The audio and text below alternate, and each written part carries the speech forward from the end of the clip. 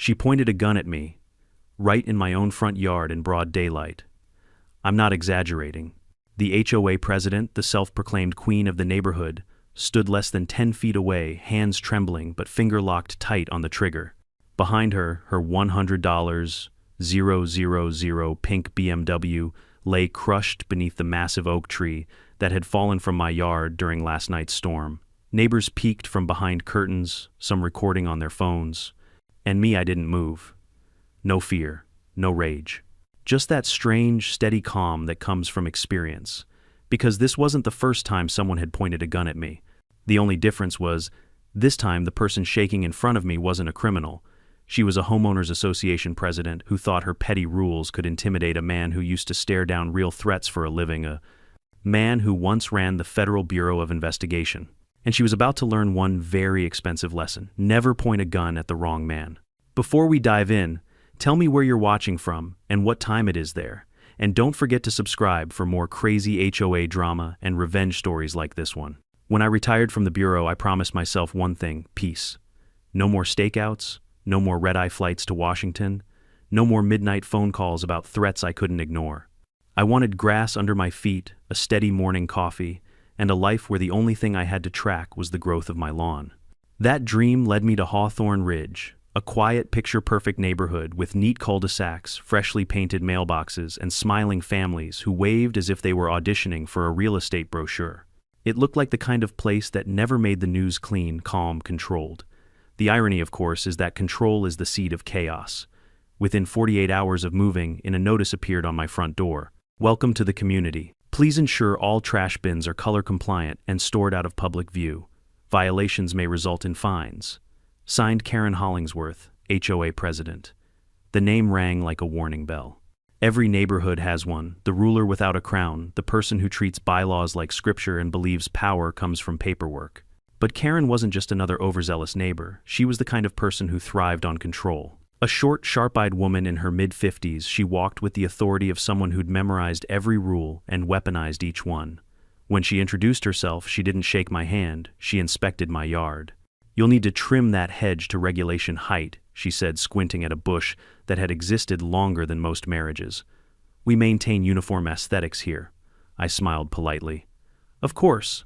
I appreciate your dedication." She didn't hear the sarcasm. Or maybe she chose not to. "Good," she said, nodding, like a general after issuing an order. "We keep this neighborhood perfect. The HOA is what keeps the chaos out." She had no idea how many kinds of chaos I'd seen. Over the next few months, I kept my distance. I followed the rules, paid the dues, even attended one of the HOA meetings just to see the circus. Karen sat at the head of the table in the community clubhouse, flanked by her board members, 3 nervous people who spoke only when she allowed it. She wore her power like perfume, strong, overbearing, and impossible to ignore. The meeting agenda: trivialities, dressed as legislation. Item 3. A resident on Cedar Lane is painting their shutters slate gray. The approved palette allows only stone gray. Item 4 involved a complaint about a child's basketball hoop detracting from curb harmony. The crowd nodded as if these were matters of national security. I leaned back silently, cataloging the psychology on display. Karen didn't lead through logic, she led through fear of disorder. It's what most petty tyrants do. Still, I stayed polite. I smiled at her in passing, said good morning, kept my lawn short enough to satisfy her measuring tape. But peace and power can't coexist in the same cul-de-sac for long. It started small, a warning letter about my mailbox paint being slightly faded, then another about my porch light being too bright for community standards. Each letter came signed, stamped, and hand-delivered by Karen herself. I almost admired her dedication to micromanagement. Almost. Then came the car, the BMW. If the neighborhood was her kingdom, that pink BMW was her throne. Custom paint, imported rims, a vanity plate that read Karen 1. Every morning she would polish it herself, dressed in a pastel tracksuit, humming as if the world owed her applause. One afternoon she caught me watching her from my porch. "Beautiful, isn't she?" she called out. "Hard to miss," I replied. "It cost me more than some people's houses," she bragged. "I can tell," I said, and went back to my coffee. From that moment she decided I was difficult. After that, small acts of war began. She sent HOA inspectors to verify the angle of my driveway's drainage slope. She claimed my mailbox was too close to the curb by exactly 1 inch. When I hosted my daughter and her kids for the weekend, she left a note citing noise disturbance after 8:00 p.m., for laughter, not music. It would have been comical if it wasn't so exhausting. I dealt with cartel bosses and cybercriminals. None of them prepared me for suburban tyranny in yoga pants. Still, I let her have her victories. I kept records, filed copies, and said nothing. Silence, I'd learned long ago, was the most unnerving response to power-hungry people. By mid-spring, the weather changed, and so did the neighborhood. The air thickened with humidity, the kind that carries trouble in it. Storm warnings rolled across the evening news, but Karen ignored them. "Our trees are HOA certified," she told the board. "They're safe." I knew better. I'd seen what wind can do when it decides to make a point. That night, thunder cracked like artillery. Rain lashed sideways, bending the trees until they screamed. I watched from my window as lightning illuminated the street, bright, blinding flashes that turned every shadow into an omen. Then came the sound. Crack, thud, scream. I threw on a raincoat and stepped outside. The storm clawed at my face. The oak tree in my front yard, 40 feet tall, roots older than the subdivision itself, was gone, torn clean from the ground. For a heartbeat, I thought it had landed on my roof, but when the lightning flashed again, I saw where it had fallen. Across the property line. Across the driveway of Karen Hollingsworth. Across her gleaming pink BMW. The impact had flattened it like a tin can under a tank tread. The windshield shattered, the hood folded like paper, and the HOA Queen's pride lay buried under bark and rain. I stood there drenched, watching water run off the wreck like melted candy. Part of me felt bad. The other part, the part that had endured months of her passive-aggressive tyranny, thought maybe the storm just issued a citation of its own. By morning, the rain stopped, leaving chaos in its wake. Branches scattered puddles, gleaming the air heavy with that sweet metallic scent of aftermath. Then I heard it, her voice. This is your fault." Karen marched across her lawn, still in her robe, hair, wild face, flushed crimson. She pointed at the wreck like she was unveiling a crime scene. "Good morning, Karen," I said, sipping my coffee. "Don't good morning me. Your tree destroyed my car." "It was a storm," I replied calmly. "You should contact your insurance." She jabbed a finger at me. "No, you knew that tree was dangerous. You neglected it. That tree passed inspection last year. Healthy. Strong.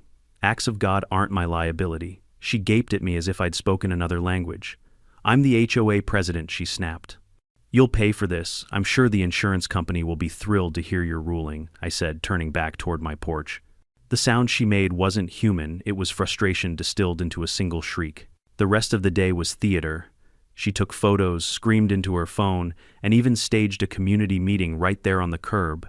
A few curious neighbors gathered, whispering behind hands. One man asked if the BMW was salvageable. Karen glared at him like he'd insulted royalty. By evening, she delivered the first formal notice of negligence. It was typed, signed, and slid under my door. I read it once, smiled, and filed it neatly in a folder labeled Evidence. The next morning, she upped the ante, calling for an emergency HOA hearing. This resident, she declared in an email blast to the neighborhood, poses a risk to community property. The irony was rich. She called me dangerous because a tree obeyed gravity. Still, I attended the meeting. Old habits die hard. Sitting across from her, I watched her posture, the jitter in her leg, the twitch in her jaw, the desperate need for control leaking through every motion. When she started shouting about reckless disregard for community safety, I leaned forward and said quietly, "Karen, you should stop talking before you say something you'll regret." She sneered. "Or what, you'll file a report?" I met. Her eyes let the silence stretch. "You'd be surprised what kind of reports I can file." She didn't know it, but in that moment the balance shifted. Because, while she saw me as a retired old man with a big yard and bad luck, she had no idea that I still had contacts clearance and a very particular set of skills for handling people who confuse authority with immunity. And if she kept pushing, she was about to find out how dangerous peace can be when you take it from the wrong man. The morning after the storm was the kind of silence that feels fake, the air too still, the streets too clean, like the neighborhood itself was holding its breath. Sunlight glared off the wet asphalt, and birds were already back, hopping along power lines, as if the night before hadn't tried to tear the whole world apart. But peace didn't last long. At 8:14 a.m., I saw the first black SUV roll into the neighborhood, not police, not insurance, but the HOA board. 3 of them, clipboards matching blue windbreakers, and that same hollow authority of people who believe paperwork is a weapon. They parked in front of my driveway, stepped over the debris, and didn't even bother saying hello. The leader, a man named Phil, adjusted his cap and began taking photos of the fallen oak. "We're conducting an assessment of the damage," he said stiffly. Damage to what I asked. To community property. I looked at the tree clearly from my yard, and then at the mangled BMW lying entirely on Karen's side of the property line. Community property, I repeated. Since when did Karen's car become public infrastructure? He hesitated. Mrs. Hollingsworth has informed us that your negligence caused this negligence. I cut in. That oak was inspected. It survived 2 hurricanes and a decade of HOA landscaping reports. Phil shifted uncomfortably. Well, the president believes. Of course she does. Before he could finish, Karen's front door slammed open. She stormed out wearing sunglasses, a floral robe, and fury painted across her face. There he is, the man who destroyed my car. Her voice carried down the street, bouncing off mailboxes and egos. Neighbors appeared on porches like prairie dogs peeking over fences. I sighed. Morning, Karen. Don't you dare morning me. You think you can just let your death trap fall on my BMW and walk away? Technically, I said I didn't let anything fall. Gravity did the heavy lifting. That didn't go over well. She jabbed her finger toward me. You will replace it, do you understand? A brand new car, exact model, color, and trim. I'll send you the invoice. I'm sure your insurance will love that email, I said evenly. Insurance. She scoffed like I'd just suggested witchcraft. Insurance doesn't cover negligence. You're paying, or I'll have the HOA place a lien on your property. That's when I smiled just slightly, the kind that makes people nervous. Karen, I said quietly, if you're planning to threaten me with property law, I'd suggest reading some first. Her nostrils flared. Are you threatening me? No, I'm advising you. By afternoon, she'd escalated to full-blown war. Emails flooded the neighborhood group chat, urgent community safety notice. Her message claimed my rotting tree was a hazard, that I'd ignored repeated warnings, which of course she'd invented, and that the HOA would be reviewing my eligibility for community residency. I didn't reply. Instead, I forwarded every message, every photo, every recording to a folder titled Evidence, Phase 1, Old Habits Die Hard. Then came the knock. 3 sharp raps on the door, the kind meant to assert dominance. I opened it to find Karen standing there again, this time dressed like she was going to court, pink blazer, pearls, clipboard in hand. Behind her were 2 HOA members looking like they'd rather be anywhere else. Mr. Hale, she began formally, this is your final notice to accept liability for damages caused by your negligence. I leaned on the doorframe. You're really sticking with negligence. You do know there was a recorded Category 3 storm last night. That's irrelevant, she snapped. You failed to maintain a safe environment. I raised an eyebrow. You want to tell FEMA that? Her lip twitched. The HOA has authority to enforce safety compliance, not across federal weather patterns. You don't. That got her. For a split second, her mask slipped. Frustration flickered through her eyes like static. Then she regrouped, smiled, and said something she'd regret. You think your little government job makes you untouchable? I met her gaze, unblinking. I don't think anything, Karen. I just know how laws work. She exhaled sharply through her nose, then turned on her heel. Fine. If you won't cooperate voluntarily, I'll escalate this legally. You'll be hearing from the HOA's counsel. Looking forward to it, I said, and closed the door. That evening, I sat at my desk and opened my laptop. The room was dim, lit only by the amber glow of the monitor. My walls were lined with files, framed commendations, and one particular plaque that still made my stomach twist. Federal Bureau of Investigation, Director James Hale. I hadn't used that name in a while. Not the title, at least. Out here, I was just Jim from Maple Drive. But the Bureau never really lets you retire. You leave with more than memories. You leave with instincts. And right now, those instincts told me that Karen wasn't just angry, she was building a case. I started digging. I reviewed every HOA communication since moving in, bylaws, meeting minutes, even archived complaints. Patterns emerged. Financial inconsistencies, duplicated contractor invoices, maintenance fees that never led to actual maintenance. It smelled like corruption. Small-town corruption, yes, but corruption all the same. By midnight, I had enough breadcrumbs to make a trail, and I knew exactly who to send it to if things went south. The next morning, a certified letter arrived. Notice of violation, property negligence, and failure to maintain safe conditions. Fine $25,000. Payment due in 30 days. I laughed out loud. A fine larger than most HOA annual budgets. She was either bluffing or desperate, probably both. I walked the letter over to her house. She was in the driveway, talking to a local reporter she'd apparently summoned. The pink BMW carcass gleamed under the sun like evidence at a crime scene. When she saw me, her face tightened. Oh, look who decided to show his face. I handed her the letter. Just wanted to thank you for this. My lawyer's going to love it. She smirked. Your lawyer, good luck. The HOA's attorney is the best in the county. Funny, I said, turning away. I prefer mine in DC. That stopped her. I could almost hear the gears grinding in her head. DC. What are you implying? Nothing yet. And I walked away. 2 days later, things got worse. Karen ordered contractors on HOA funds to come remove hazardous debris. Translation, chop up my fallen tree without permission and bill me for it.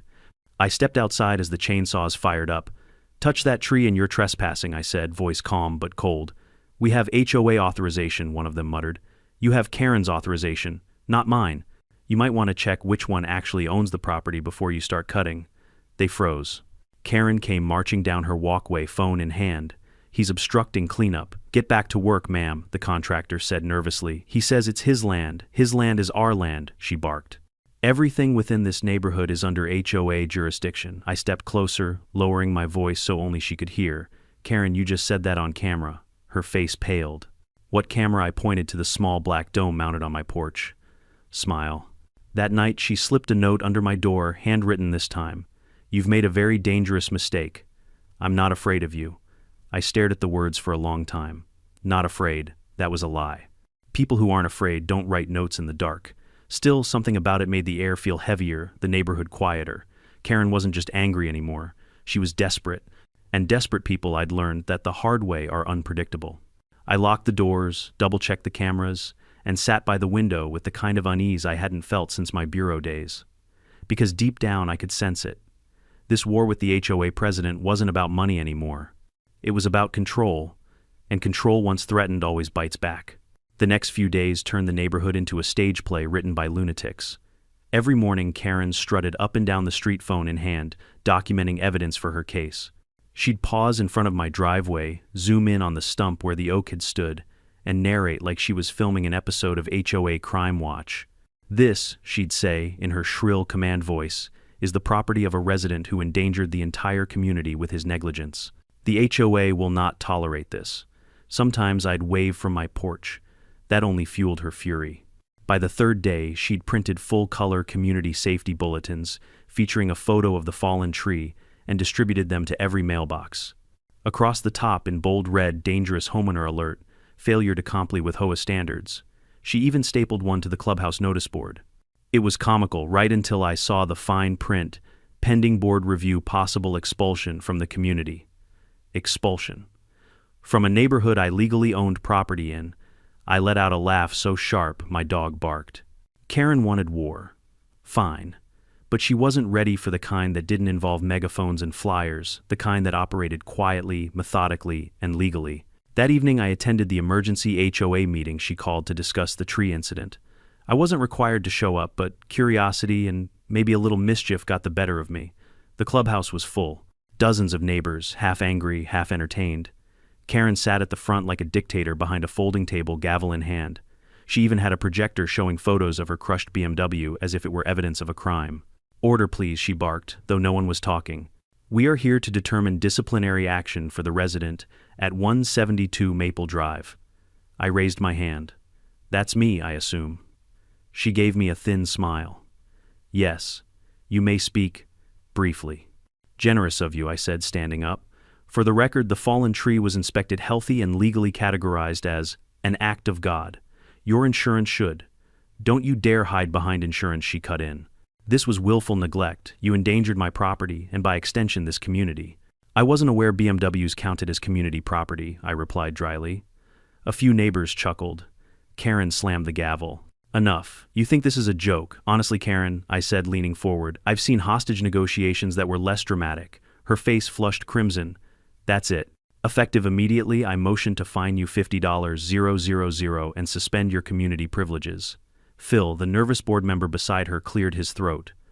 Karen, that's not seconded, she barked before he could finish. You can't second your own motion, I said, grinning. The room rippled with laughter. Karen's jaw clenched so hard I thought her veneers might crack. You think your government job protects you, she hissed. I know people in City Hall. Then you'll know what happens when they receive a report about financial misconduct. Silence. Every head turned. I continued calm as a surgeon. Your maintenance budget missing $120,000 over the last 3 years. Duplicate invoices, non-existent contractors. I wonder if the IRS would find that interesting. Her lips parted, but no sound came out. I didn't come here to argue, I said. I came to give you a chance to stop before this gets ugly. Because trust me, Karen, you don't want to see what ugly looks like. Then I walked out, leaving her in stunned silence. 2 days later, the retaliation began. My mailbox vanished overnight. HOA inspectors parked outside my house for hours, pretending to measure my fence. Someone dumped garbage bags on my driveway. Typical intimidation tactics, petty, juvenile, and predictable. I'd handled international espionage with less theatrics. Still, one evening I came home to find something that made my stomach drop. A dead crow placed neatly on my front step, wings spread like a warning. Attached to it a note in Karen's unmistakable handwriting. You should leave while you still can. I took a deep breath. Not fear focus. Karen had officially crossed from civil dispute into criminal territory. I didn't call the police immediately. No, I did something better. I called Elliot Briggs, assistant director of the Bureau's Field Integrity Division. Jim Hale, he said when he picked up, voice low and amused. Haven't heard that name in a while.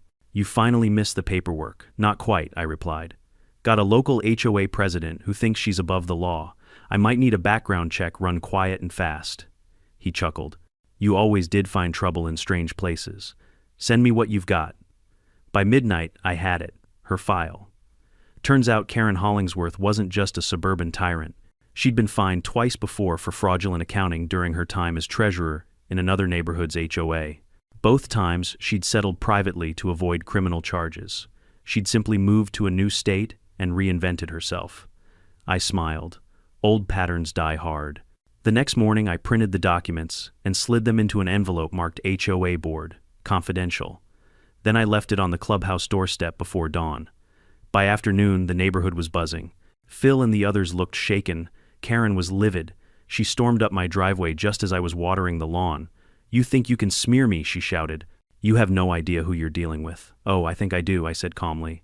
And I'm giving you one last warning. Stop harassing me. Withdraw the fines, apologize publicly, and we'll call it even. Never, she spat. You're finished here. She turned and stomped off heels, clicking like gunshots against the pavement. That night I barely slept. I wasn't afraid, not exactly, but I knew escalation when I saw it coming. The quiet before the explosion always sounds the same, whether it's a cartel in Caracas or a HOA president with a bruised ego. Sure enough, around 1130 p.m., my motion sensor light flicked on. I glanced through the blinds. A figure was in my yard, small, fast, holding something metallic. Karen. She was trying to pry open my mailbox post, muttering curses under her breath. I stepped out quietly, flashlight in one hand. Evening, Karen. She froze, eyes wide. What the hell are you doing? I asked. She straightened, breathing hard. Collecting evidence. You're hiding violations. Violations, I repeated. You're trespassing on federal property. Mailboxes fall under federal jurisdiction. That word federal seemed to hit her like a slap. She stammered. You can't scare me. Not trying to, I said. But I can remind you that tampering with mailboxes is a felony. Her face contorted into something between fear and rage.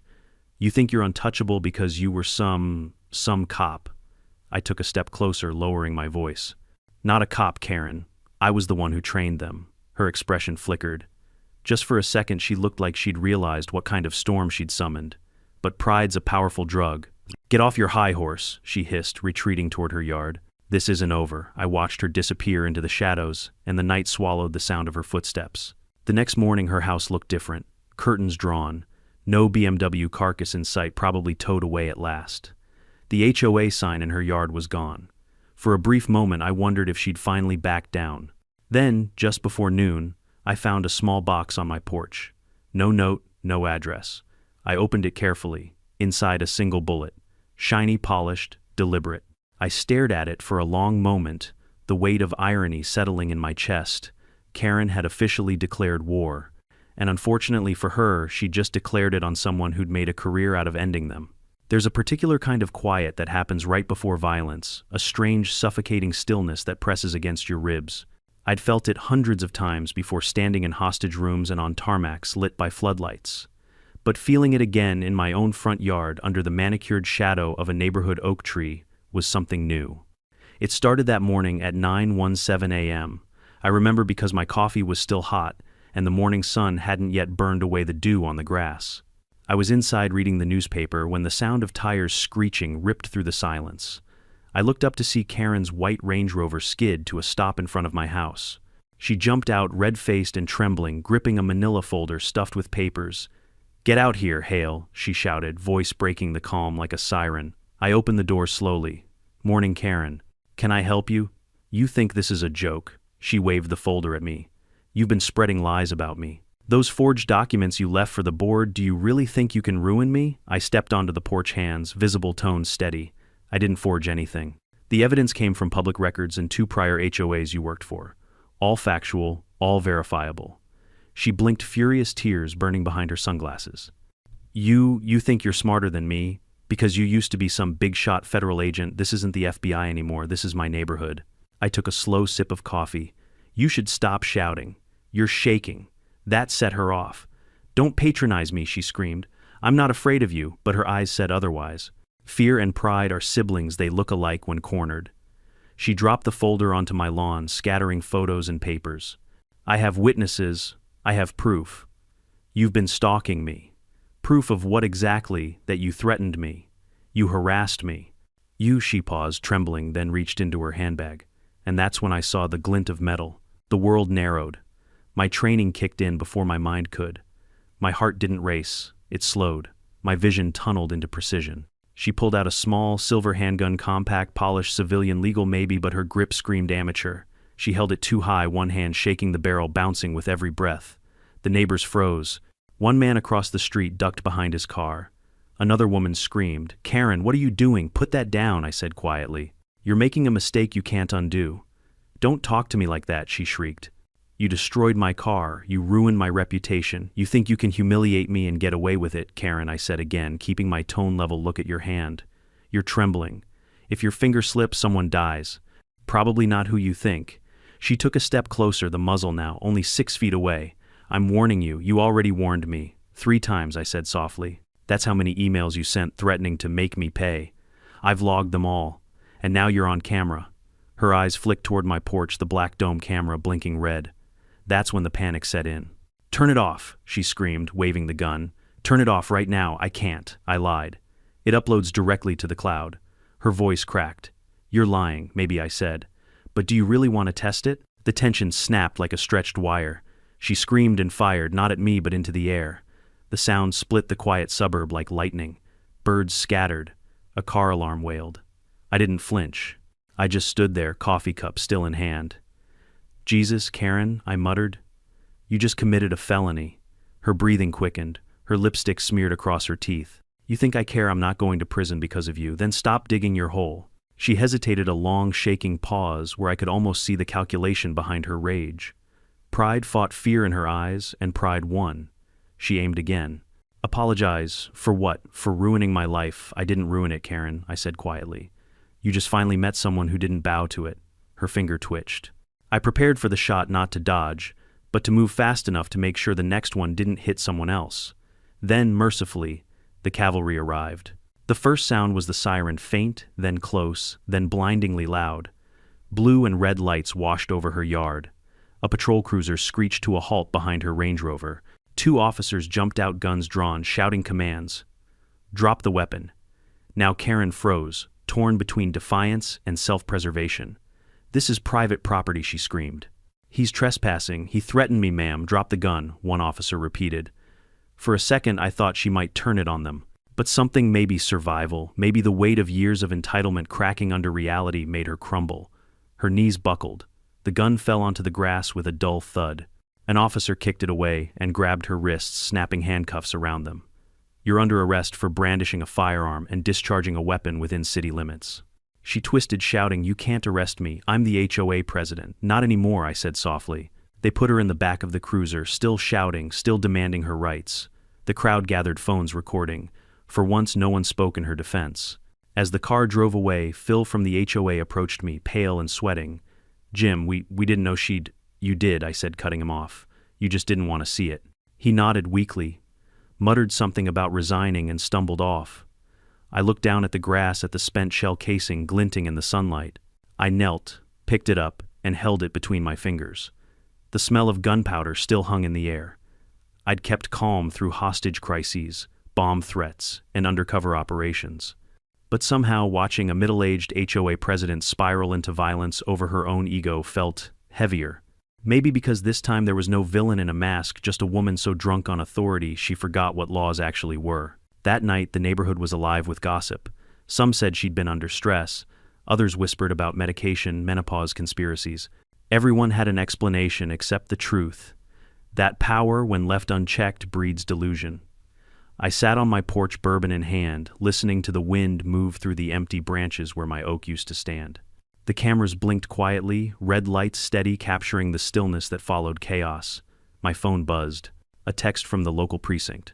Suspect in custody. No injuries. We'll need your statement tomorrow. I typed back, send me the report draft. I'll handle it myself. A pause, then the officer replied, wait, you still write reports. Old habits die hard. Before bed, I watched the footage again, frame by frame. The way her hand trembled. The exact moment she realized she'd gone too far. The look in her eyes when the sirens came. It wasn't triumph I felt. It was exhaustion, the same dull ache that comes when justice works but peace doesn't follow. As I closed my laptop, a thought crossed my mind. In my years at the Bureau, I'd seen warlords, hackers, and terrorists. None of them terrified me like the kind of person who believes they're above consequence because no one ever told them no. Karen was behind bars now. But the storm she'd started, the lies, the corruption, the rot in the HOA's foundation that was just beginning to unravel, and something told me this wasn't the last time I'd see her name on a case file. Because when pride meets power, it never dies quietly. They hauled Karen off that morning, screaming like a caged bird, high-pitched, desperate, almost rehearsed. The sirens faded, but her voice echoed through the cul-de-sac long after she was gone. By the time the patrol car disappeared beyond the gates of Hawthorne Ridge, every curtain on the block was peeled open, and every neighbor had already become a witness, a judge, and a gossip columnist. I stayed outside longer than I needed to, letting the adrenaline fade from my veins. The smell of gunpowder still clung to the air, mixed with the citrus scent of freshly cut grass. Somewhere, a lawn sprinkler ticked on, a reminder that normal life stubbornly continued even after insanity had just paraded through it. The first knock came less than an hour later. A pair of uniformed officers, younger than the coffee stains on my bureau mug, wanted my official statement. I gave it to them clean and calm, every word measured.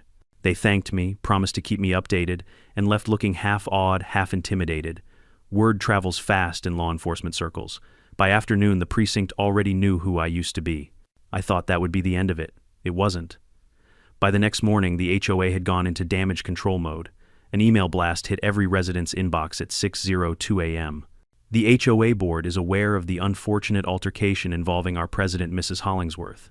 We assure you this was a misunderstanding. The board is cooperating fully with authorities.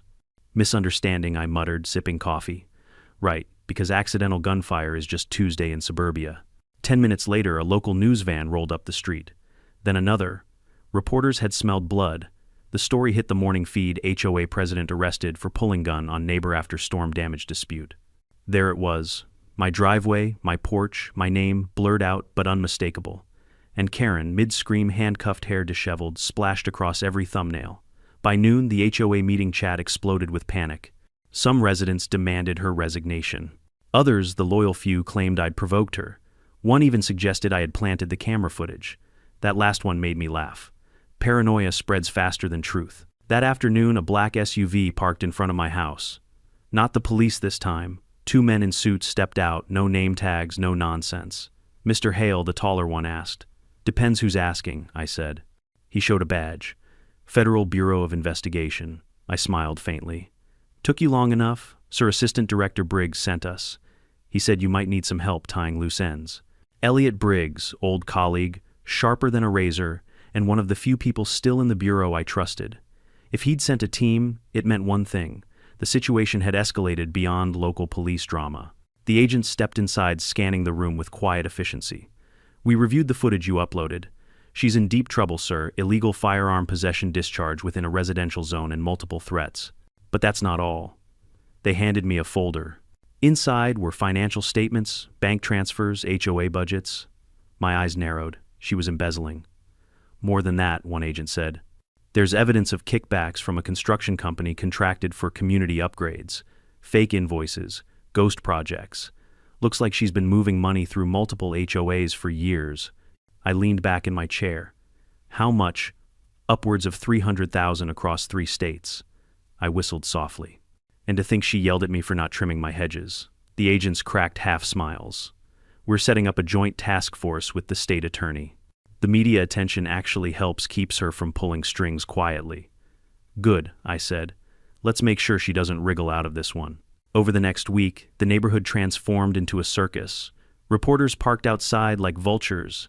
Satellite dishes bloomed on rooftops. The HOA board resigned one by one, each pretending ignorance. Karen's husband, a man I'd seen maybe twice, gave a tearful interview about stress and misunderstanding. Meanwhile, their lawyer filed for bail. But the bureau had already frozen her accounts. When money stops moving, so does influence. Neighbors who once avoided eye contact now knocked on my door offering baked goods and awkward apologies. Jim, we had no idea she was unstable. Thank you for, not shooting back. My husband said you used to be in the FBI. Is that true? I smiled politely and declined the cookies. True enough. The whispers shifted tone. Yesterday's villain had become today's hero. Funny how quickly public opinion changes when fear leaves the room. 3 days later, Briggs called. She's lawyered up, he said. Claims she was emotionally manipulated by you, that you used intimidation tactics consistent with law enforcement interrogation. I laughed so hard I nearly spilled my coffee. She's calling self-control intimidation now. You know defense attorneys, he said dryly. But there's more. The DA's office is filing federal charges. She's not getting away with a fine this time. Good, I replied.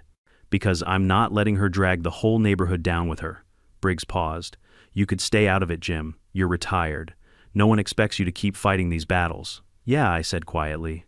But some battles show up on your lawn, whether you invite them or not. 2 days later, I was subpoenaed to testify at her bail hearing. The courthouse was a gray stone block that smelled faintly of coffee and disinfectant. Karen was brought in wearing an orange jumpsuit, a far cry from her tailored pink blazers. Even through the glass partition, I could see the disbelief in her eyes. Entitlement dies slowly. When she spotted me, she leaned toward her lawyer and hissed something. I could almost read her lips. He did this. The judge reviewed the file, glanced over the firearm photos, then the video footage from my security cameras. Mrs. Hollingsworth, he said, voice cold, this was not self-defense. You discharged a weapon at an unarmed neighbor. Bail denied. The sound she made wasn't human. A guttural broken noise, part rage, part panic. They dragged her out as she screamed that she'd sue everyone. Outside the courthouse, reporters swarmed. Someone shouted, Mr. Hale, were you afraid for your life? I looked straight into the cameras. I wasn't afraid, I said. I was disappointed. The fallout was swift. HOA bank accounts frozen. A federal audit launched. Local politicians distanced themselves faster than rats from a sinking ship. Within a week, Hawthorne Ridge had no board, no president, and no direction. But strangely, it felt lighter, freer. Kids played outside again. Neighbors started mowing their own lawns without worrying about Karen's clipboard patrol. I spent my evenings on the porch, reading, listening to crickets, feeling something close to peace again. Then one evening, as the sun dipped low and painted the street gold, a car I didn't recognize stopped in front of my house. A man stepped out, mid-40s, nervous posture, holding an envelope. Mr. Hale, he asked. Depends. He handed me the envelope. Karen wanted me to give you this. She said it was personal. I didn't open it right away. I waited until he left, then sat at my kitchen table under the yellow lamplight. The envelope was thick, handwritten, the script trembling but deliberate. You ruined my life. You humiliated me. But you were right, I thought. Power made me untouchable. I was wrong. I lost everything because I couldn't admit that. Maybe someday when I get out I'll thank you, but not today. No signature. Just a smear of pink lipstick at the bottom. I folded the letter, slid it back into the envelope, and tucked it into my case file. Evidence, perhaps. Or maybe just closure. A week later, Briggs called one last time. Case closed, he said. She's officially indicted. You can rest now, old man. Rest, I said, glancing at the oak stump outside my window. I think I'll plant something instead, he laughed. Always rebuilding, huh? Someone has to, I said. When the line went dead, I walked outside, shovel in hand, and pressed it into the earth where the old oak had stood. The soil was damp, rich, forgiving. I planted a new sapling, smaller, humbler, but stronger at the roots. As the wind moved through its leaves, I whispered, "Welcome home." Justice, like trees, takes time to grow. The week after Karen's indictment, Hawthorne Ridge felt like a town after a parade, confetti still in the gutters, people walking slower, not sure whether to celebrate or sweep. The HOA website went blank overnight. The board's resignation letters piled up like leaves in a drain. With the money frozen and the gavel silenced, you'd think peace would simply flow back in. Peace isn't a faucet, it's a craft. On Monday, a pop-up sign appeared at the clubhouse: Interim HOA, informational meeting. Volunteers needed. I didn't plan to go. I'd told myself my role ended with the case. I'd planted my sapling, archived, the footage poured the bourbon. But around 6:45 p.m., as the sky turned the color of a bruise, I found myself walking toward the clubhouse with my hands in my pockets and an old bureau habit in my step show up when a vacuum forms. The room was packed. Neighbors who used to whisper were now willing to speak. Evelyn, the retired OR nurse who had quietly kept our block stitched together during storms, stood at the front with a yellow legal pad and the kind of poise that calms rooms. "We need a temporary committee," she said. "Not a board. Not yet. Just custodians to keep the lights on, pay legitimate vendors, and schedule a new election. No power plays, no new rules. Strict triage. Hands rose. Not the usual hands. New ones. A math teacher, a plumber, a young mother with twins in a stroller. Mr. Dunn, who had lived here since the model homes went up, volunteered to be the archivist. A teenager offered to relabel the file boxes because nobody can find anything labeled MISC. The room laughed. It felt like oxygen. I sat in the back, invisible enough until Evelyn looked my way. "Jim," she said, "you'll help us audit, right?" Half the room turned. I raised a palm. "I'm willing. But I don't want a title." "You won't get one," she said. "You'll get a folder." That was my kind of currency. The folder was heavier than it looked. 3 years of minutes, invoices, and emails, duplicate payments to the same landscaping company under 2 different names, emergency assessments that never turned into emergency repairs, a security consultant who billed $5,000 a month for threat posture reviews that read like horoscope clippings. I've seen shell games run with more finesse in parking lots. I didn't go hunting for a bigger fish. I assumed we'd already caught it. Assumptions are how mistakes happen. 2 days into the audit, I found a vendor name that didn't fit the pattern: Silver Sycamore Property Services. Not the landscaper, not the security consultant, just an occasional facilities liaison who took payments when the board needed to expedite approvals. 2 signatures were always the same: Karen's and the treasurer's. The amounts were small compared to the kickbacks: $1 $200 here, $2 $400 there, but steady. I ran the tax ID. The corporation was registered to a UPS store box in the next county. Its founding date predated Karen's presidency by 6 months. I dug deeper. Silver Sycamore's liaison was also billing another HOA 2 towns over. Then another. The pattern squeezed at my ribs like a hand. It wasn't just Karen. It was a template. I called Briggs. "You might want to widen your canvas," I said. Karen was a personality. "But someone else built a system." He sighed. "You're supposed to be retired." "I am retired," I said. "I'm also a resident. And residents don't like discovering their dues laundered through a watercolor set." He patched in a forensic accountant from a different office, a woman who spoke in neat stacks of numbers. We worked in parallel, her with subpoenas and secure access, me with sticky notes and a highlighter. By Friday, we had enough of a web to name the spider Franklin Coyle, a community compliance consultant who marketed himself to HOA boards as the guy who could make enforcement painless. Coyle had presented at 2 statewide HOA conferences. He knew the bylaws better than anyone because he sold fear to the people who enforced them. When a board aged into laziness or drifted into vanity, he shopped them a service, outsourced the headaches. He then hired liaisons, read himself under different LLCs, and siphoned the convenience fee. Karen hadn't invented corruption. She'd auditioned for it and been cast as the loudest. I took a drive to Coyle's listed office address. Suite 500 sounded expensive. The actual building was a single story with struggling bamboo out front and a lobby that smelled like weak coffee. Suite 500 was a mailbox. On the way home, a late-model sedan slid into my rear view and stayed there. I've done enough counter-surveillance to know the difference between coincidence and curiosity. This was curiosity. It followed for 3 turns past when I slowed and reappeared 2 miles later after taking a cut-through Karen used to love. The driver wore sunglasses despite cloud cover. Amateur hour. At Maple Drive, I kept going past my house, looped the block, then came back from the other direction. The sedan had parked 1 street over nose, aimed toward the exit.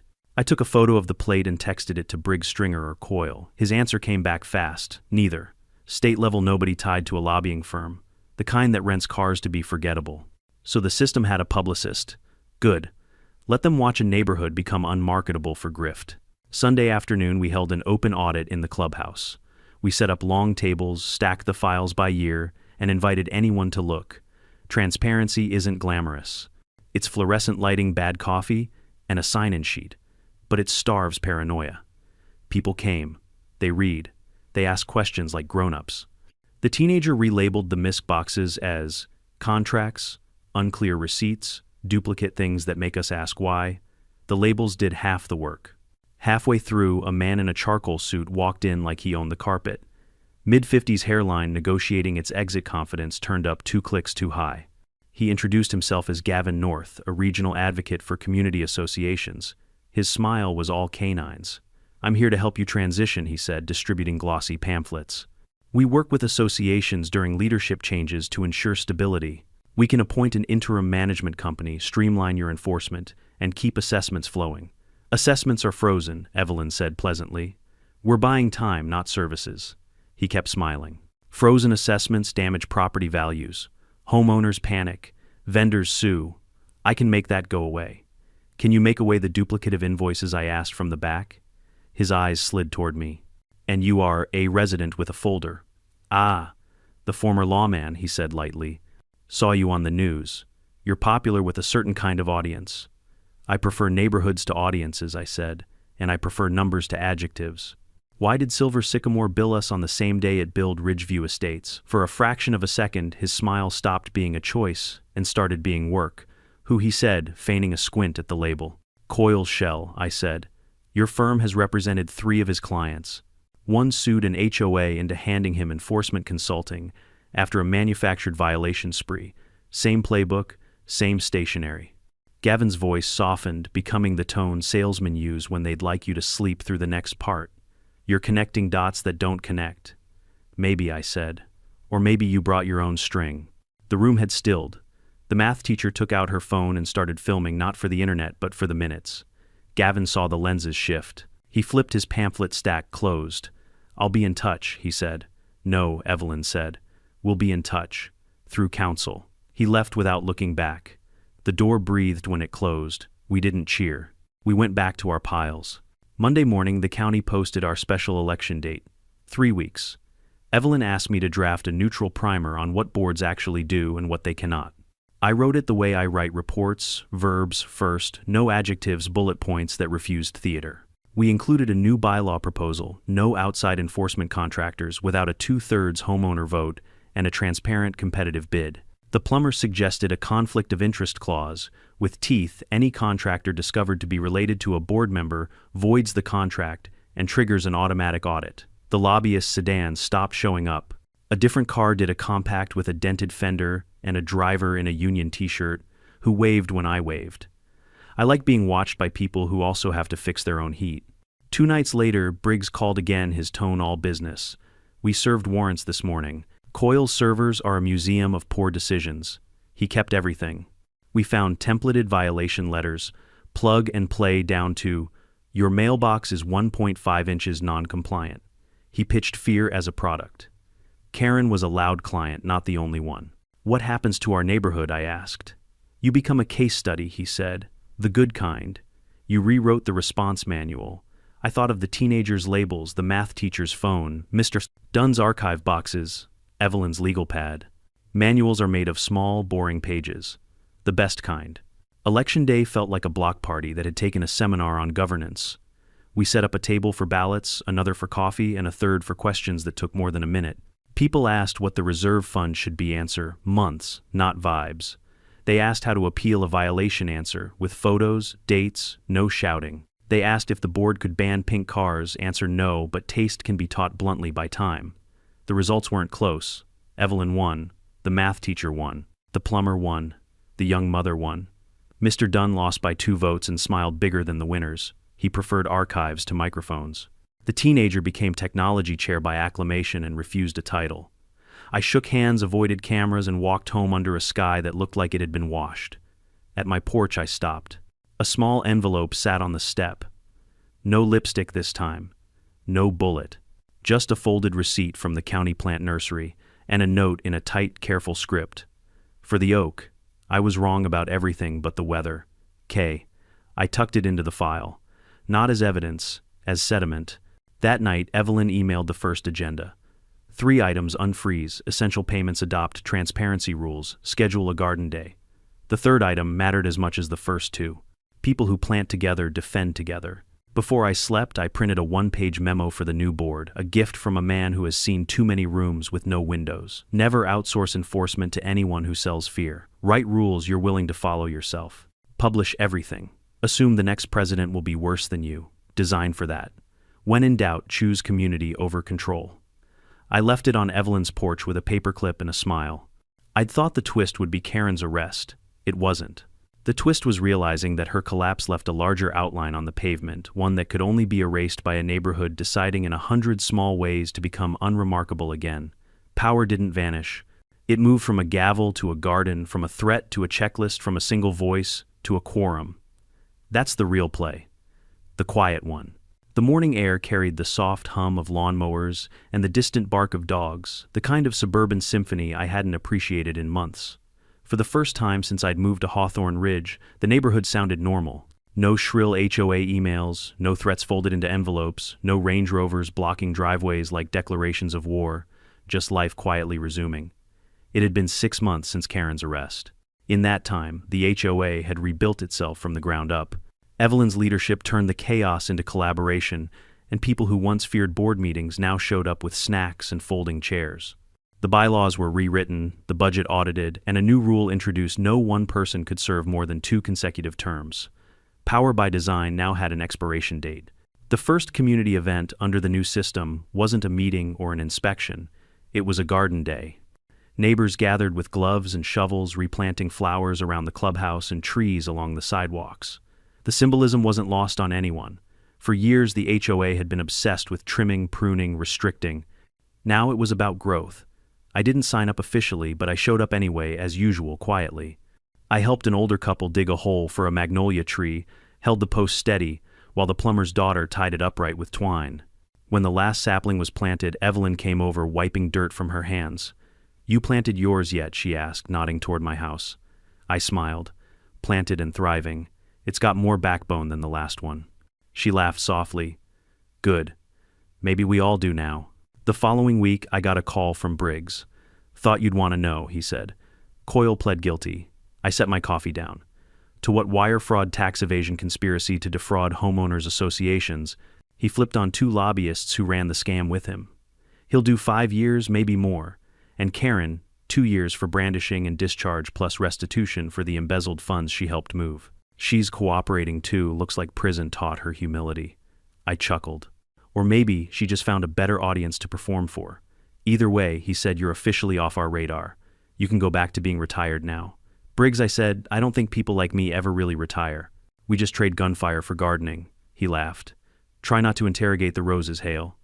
When the call ended, I walked outside. The sun was sharp but kind. The oak sapling I'd planted after the storm stood a little taller, its leaves trembling in the wind like applause. I knelt, brushed dirt around its roots, and thought about the strange poetry of it all. How destruction had become fertilizer, how chaos had bred clarity. Life in the neighborhood slowly shifted back to ordinary rhythms. The same people who once tiptoed around HOA rules now shared lawnmowers, borrowed sugar, waved without suspicion. The board meetings streamed online for transparency became surprisingly boring, and that was the greatest victory of all. The HOA's finances were published monthly, every dollar in, every dollar out. Contractors were vetted, bids were public, and anyone could attend a review session. Accountability had replaced fear, and oddly enough, that made people kinder. I still got the occasional sideways glance, the former FBI director who'd turned the HOA inside out, but it came with respect now, not tension. I'd earned a nickname among the residents, the Quiet Sheriff. I didn't hate it. One evening, as the sun dipped low and painted the houses amber, I noticed a new family moving into the old Hollingsworth mansion.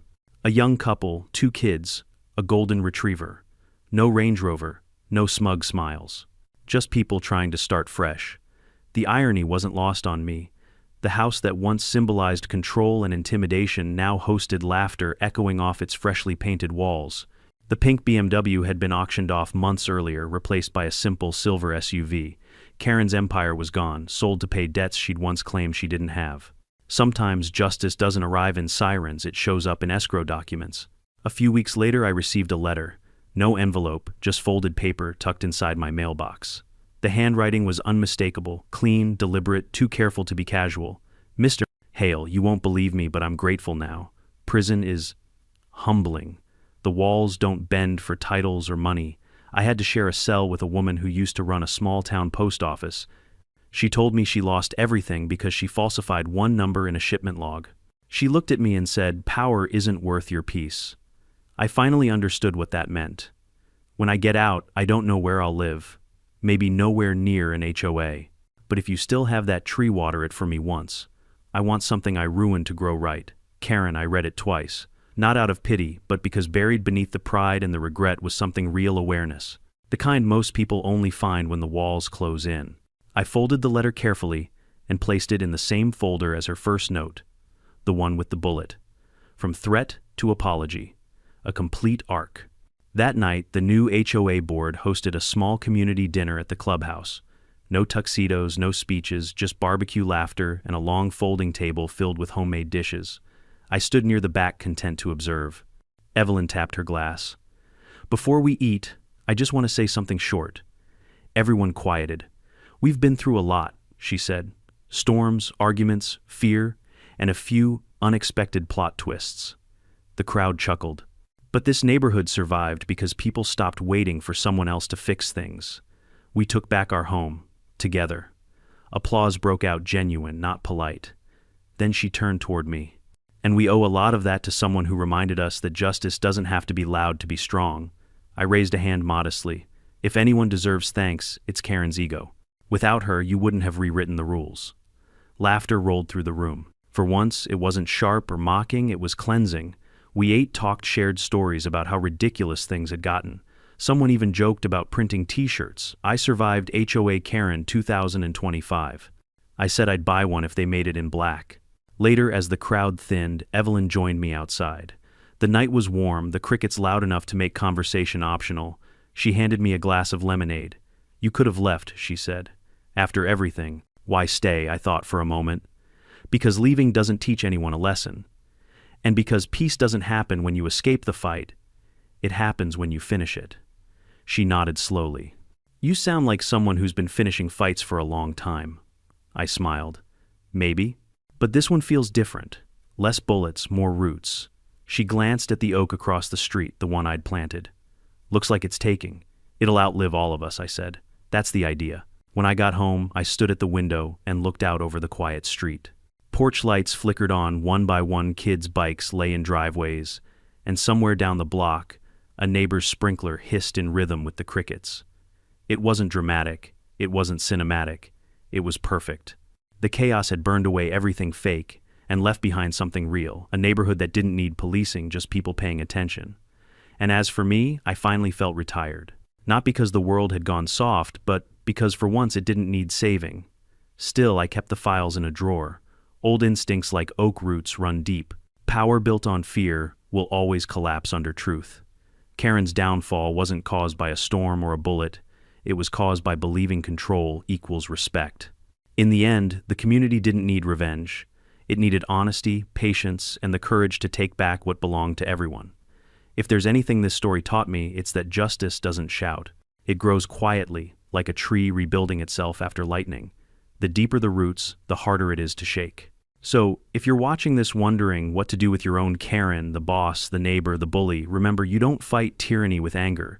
You fight it with evidence, with unity, and with calm. That's what frightens them most. Now it's your turn. Tell me in the comments, have you ever faced your own HOA Karen? How did you handle it? And if you enjoyed this story, hit subscribe because we're just getting started. The next storm is coming, and you won't want to miss what happens when karma blows back harder than the wind.